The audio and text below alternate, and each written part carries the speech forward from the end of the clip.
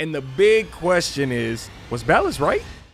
Okay, so I gotta be honest with y'all, man. By no means is the excitement not still building up when it comes to this new Warframe update where we finally get to take ourselves back to Tau, where it all started. Now, DE hasn't given us an official date just yet. They just say later 2026. And I'm assuming that means somewhere around November to December, closer to the end of 2026 rather than something like in a month or so. And that's okay. You know, I'm overly excited right now. But to help with that excitement, I figured we do a video where we cover the theories that you guys have left behind in my last video, where we did a full-blown reaction to everything that's getting ready to come in this next Tau update, more so the gameplay. And since this is about to be one of our new little series up in here, I figured we might as well start off strong with going over the community verdict segment. And basically all that's getting ready to happen is I'm about to address comments like this one right here, and we're gonna see exactly what you guys have to theorize when it comes to Warframe and the latest update. Now, at the first part of the comment, you guys are seeing that Fable is kind of just addressing my Chimera comment, where I was like, I know what a Chimera is, but I'm interested in how the hell Warframe is gonna do it. So like, I guess I didn't fully understand what their version of a Chimera was. But that's when we get into the second half of this comment. And Fable is theorizing that the Chimera could be something more on the lines of a sentient mixed in with the Warframe parts. But unlike Ballas, who was taking innocent humans and Dax soldiers and turning them into Warframes, and we already know the whole deal with that, you know, taking away their emotions, taking away memories, and all types of different things. This seems like this could be completely different, which is why this theory is interesting. Because the idea of not doing it the way that Ballas did, and now we're creating our own Chimera kind of Warframes, one that can think for themselves, they have their own personalities and stuff, almost kind of like how Stalker and Jade did. I think that's interesting. So that's why I wanted to show you guys this comment and the theory that they had behind it, because it's like, all right, is this possible? It definitely makes sense, especially with everything that DE had already kind of showed off in the gameplay trailer, where they made it clear Brysko is the last one. Now, does that mean that Brysko is the only Warframe left? Obviously not. You know what I'm saying? Our operators are using them and stuff like that. So we know Brysko is not the last standing Warframe in existence. But with this theory, could it be possible that Brysko is the last Chimera hybrid style of Warframe that's been created? You know what I mean? The ones that was taking parts of the sentient body, soul, and power put into a frame. Very interesting theory, especially with everything that's going on in the timeline, everything that we have been learning, everything that we know from Ballas, how he was handling stuff. It makes a lot of sense. And then that same theory is also still followed up by Matthew right here, where they're saying the same thing of like, it's a mixture of Tau Warframes, which is why they can communicate to the sentient. But the more I listened and the more that I went back and watched, I don't know if I would say Brysko himself was communicating. Maybe he was and I just missed it,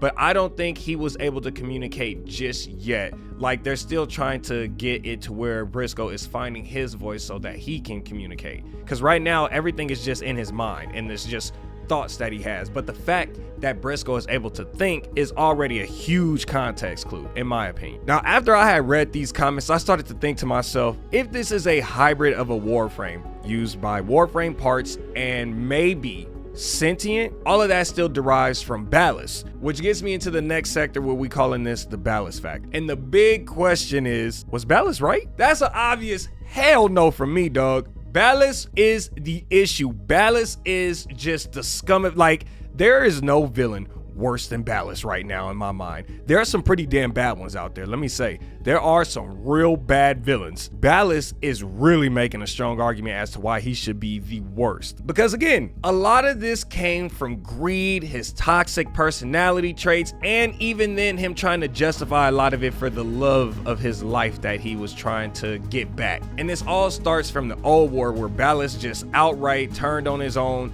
He was a traitor. Like, yes, Ballas, you did make the Warframes, and yes, it was supposed to be a thing that we were using to help us fight against the infected, but your twisted mind and then the corrupt way that you go about doing things just fucked everything up. And it was such a bad mess up that it had such a wide effect on the galaxy. I mean, everywhere. He any and everywhere he could put his little grubby, nasty little hands on, he did. Now, a personal theory of my own when it comes to this whole ballas thing, obviously nothing to do with the fact that he is the reason the universe is the way it is. But I'm wondering, did Ballas try to do some form and some version of this Chimera with the sentient and Warframe parts? Because again, if he is the originator, the creator of Warframes, it would be silly of me to not even possibly assume that he might have tried to mess around with the sentience. I mean, again, look at everything that went down in the old war. You know what I mean? Like, he probably was trying to do something with the sentience. Now, I don't know if it was a failed attempt because he just has so much of a harder time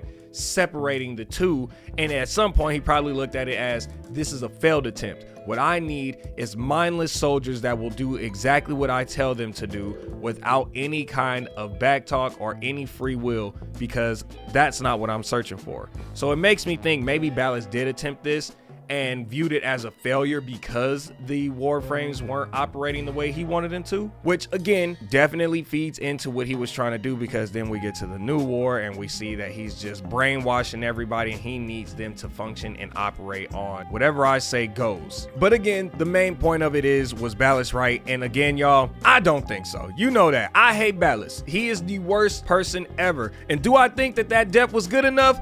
No. I think he needed to die worse than that. I mean, look at the damage he did to the world. It's so bad. I mean, just use Tau as an example. Look at the aftermath of what he did. And again, I'm not exactly sure, but how many years have passed and they're still suffering from this man, this thing, this creature's just greed. But since we are on the topic of Tau and the aftermath of what happened with the war and everything like that, we got to talk about the visual. We got to talk about things that looks like it's happening on Tau. We got to talk about Brysko and just get into a little bit more of the lore from here. And of course, y'all, it wouldn't be a video from your boy Tutti if I didn't talk about the fashion in here. So let's start with the fashion and just get that out the way real quick. First and foremost, DE. Oh my God, chef's kiss to the fact that we get our first ever detective-like frame. Brysko is one of them frames that to me is one of the coolest looking frames because of the concept that he was built on.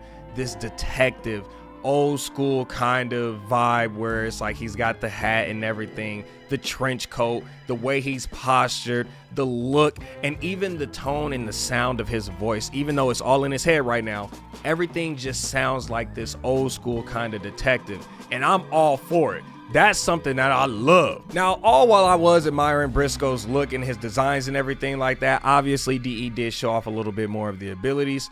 We'll have to cover that in a later video where we try to break down everything that we noticed with Brysko's abilities and how his kit is going to work. Where does he fit? All that stuff, that can be for later. But for now, I want to stick to the whole idea behind the way Brysko looks, the way he sounds, the way he carries himself. I think, again, DE they nailed that perfect. That is a great representation of a old school type of detective. Now, also while I was noticing all the nice and fantasticness of Brysko, I was paying close attention to Tau, and I was starting to remember some of the landscapes that we was kind of jumping around with when we went back into our memory bank and we was experiencing the new war all over again. I was like, oh, that POI looks very familiar. I think I remember that exact landscape. Oh, this is this? Interesting. Let me go ahead and also say this since we talking about the looks and the aesthetic. DE, the way that Tau looks, like the fact that it still holds on to some of that old remnants of what Tau used to be, that beautiful looking place where they were having the council meetings, where we got to see the little doggy. I don't remember his name, but the one that was also slightly transformed into a Warframe and we had to fight it. It was like, wow, look at what it is now compared to what it used to be. The side by side is insane. They still held on to that same exact feel that made people like us, the 10-0 playing it, look at it like, wow, this used to be such a beautiful safe haven. And because of Ballas, now it's just a hot mess. I mean, it's such a hot mess that Brysko is even telling us a story of how he's heard that other places have rain